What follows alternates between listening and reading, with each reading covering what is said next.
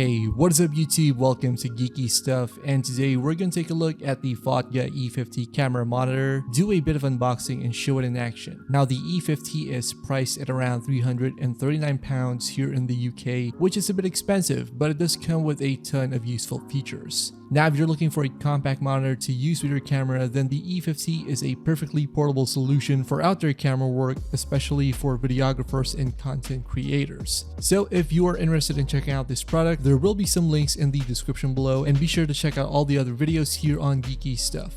As far as packaging goes, the FOTGA E50 comes in a pretty standard looking box, and opening it you get a hood for the monitor as well as some paperwork with quick instructions on how to install it on the device. Of course, you get the E50 itself, a few more instructions and more accessories to help you get started with your monitor, like a mount and some extra cables, and even a couple of tools for installation. Now one thing to note is that the E50 for some strange reason does not come with a power supply. After unboxing the product, I was surprised that there was no power brick or batteries for that matter. So we had to order a separate battery and charger kit in order to use the device. I was able to get it to work with an AC adapter as well, although this is not the best solution if you are planning to use the E50 outdoors. Now, aside from some visual diagrams, the E50 didn't come with an actual instruction manual. So I had to search around the internet on how to use the device and how to access the different settings on the monitor. And yeah, an instruction manual would have come in handy. Now as for hardware, the main highlight of the E50 is the 5-inch panel on the device, which has a maximum brightness of 2500 nits, and this is surrounded by a light and sturdy design. FOTGA's website says that this is made from hybrid metal and plastic, and so far it does feel durable, although I wouldn't risk dropping it.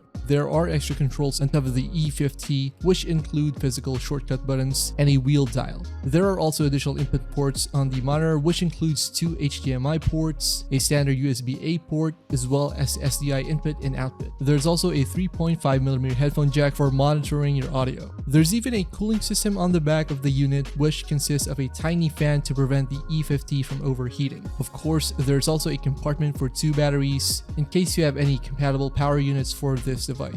Now using the E50 was a pretty simple affair once I got past the initial lack of an instruction manual. I was able to hook up the monitor to my Sony a6000 via the HDMI port, and I was able to mount the monitor on top of the camera. You can adjust the settings of the device via the settings menu, which is accessible by either pressing down on the scroll dial or by pressing the settings button on top of the monitor. In my case, the E50 really comes in handy as the a6000's monitor doesn't really unfold all the way, so in the past I've had to resort to using a larger monitor to keep an eye on my A-roll recordings. With the E50, however, it's a lot easier to view how my video looks in real time. The buttons let you access several functions, such as a toggle for your LUT presets, checking your histogram, peaking, waveform, and a whole lot more. It's a very simple setup, and new users shouldn't have much difficulty getting used to the control scheme on the E50. Personally, I lean towards more basic usage with my camera, but for professionals who are looking for a monitor with access to in-depth tweaking and customization, then the E50 will be very useful as it gives you real-time information about your video recording.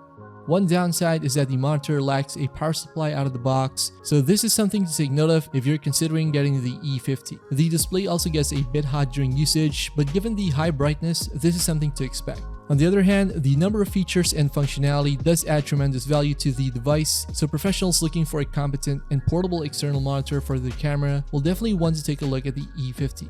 As we mentioned earlier, you can check out the FOTGA E50 via the links in the description below, and feel free to watch the other videos here on Geeky Stuff. You can also visit our website over at geekystuff.co.uk, and yeah, thanks a lot for watching guys, and we'll see you in the next one.